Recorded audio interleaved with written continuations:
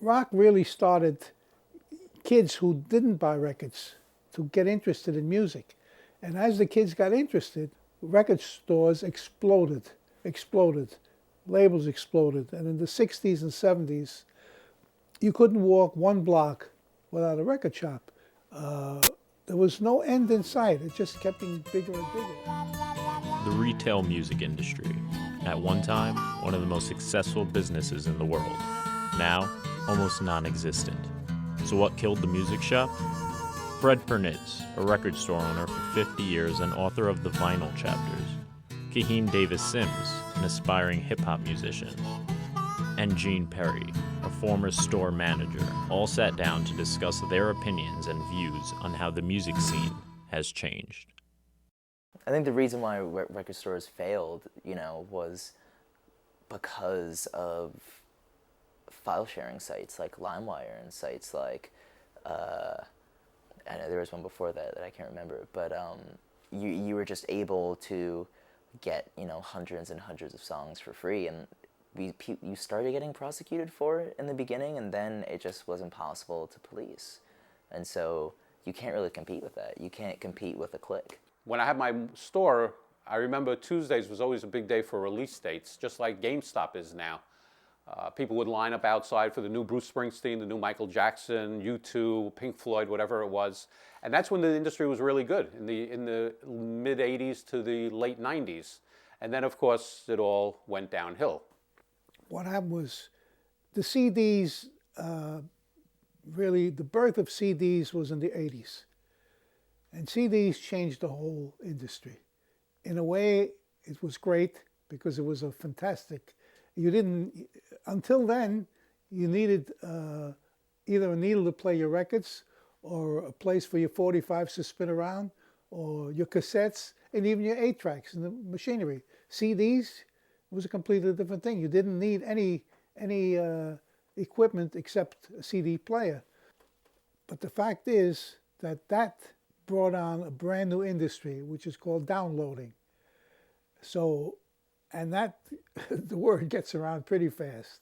And as that started, that was the beginning. We didn't realize it. That was the beginning of the end. Before, the only way for you to buy music was at a record store. Now, the internet just sort of made that obsolete. I mean, that's why we have TVs and remote controls. People like to sit down. The CDs really started to go down probably in the late '90s when bootlegging became very prevalent in the industry.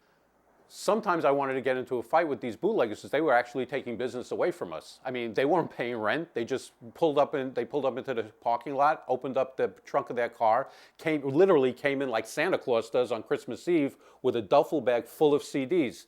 And they would sell them 3 for $10, and the general public really didn't see the difference. The teenage generation, who were the future record buyers, started to learn to view and listen rather than just listen.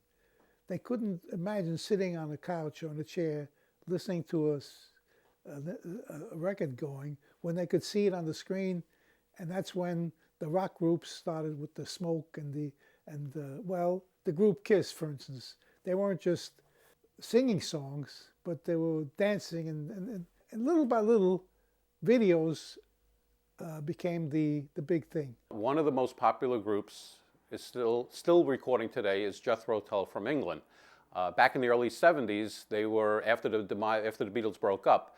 They were rated actually ahead of the Rolling Stones as the world's #1 rock band. Over the years, I became very friendly with them, and one day they were actually telling me about the fact that they kind of upset, and they actually got in touch with the recording industry about the fact that they don't get royalties off of all the bootlegging. And so the bootlegging has really affected everyone down from the retail end of it to the recording end of it. Little by little, the handwriting was on the wall. We all knew it. But having lived through 78s going into LPs going to 45s, and then 8-tracks were the big thing, and all of a sudden 8-tracks were nothing, cassettes, CDs.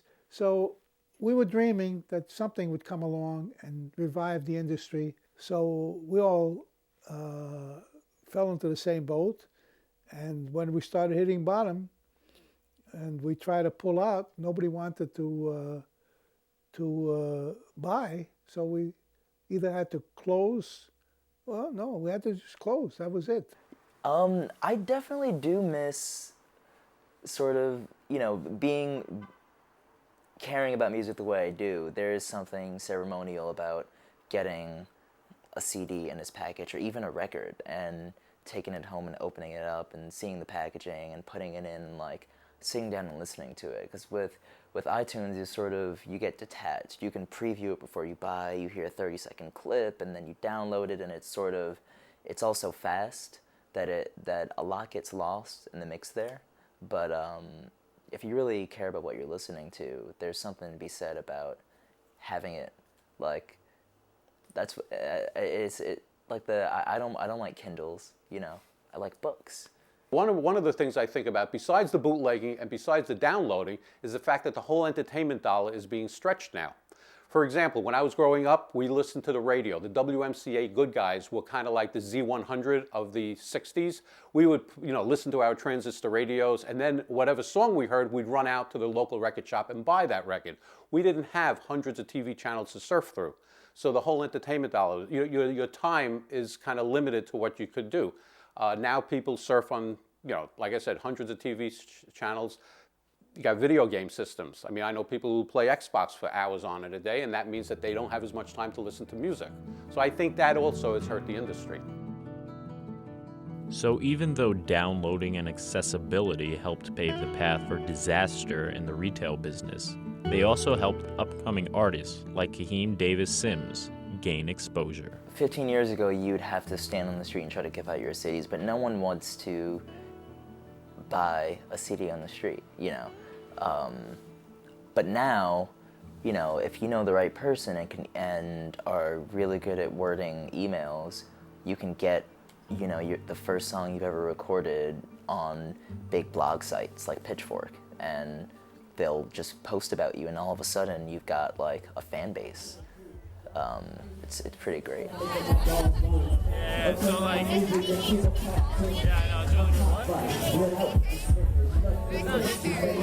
I wanted to be a musician for most of high school. It was really like at college when I met someone that I vibed with musically that it started happening.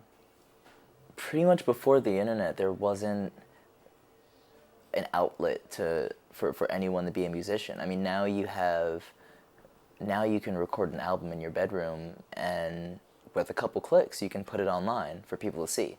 And that's, you get an overabundance of music that way, but, anyone can really, it's an option.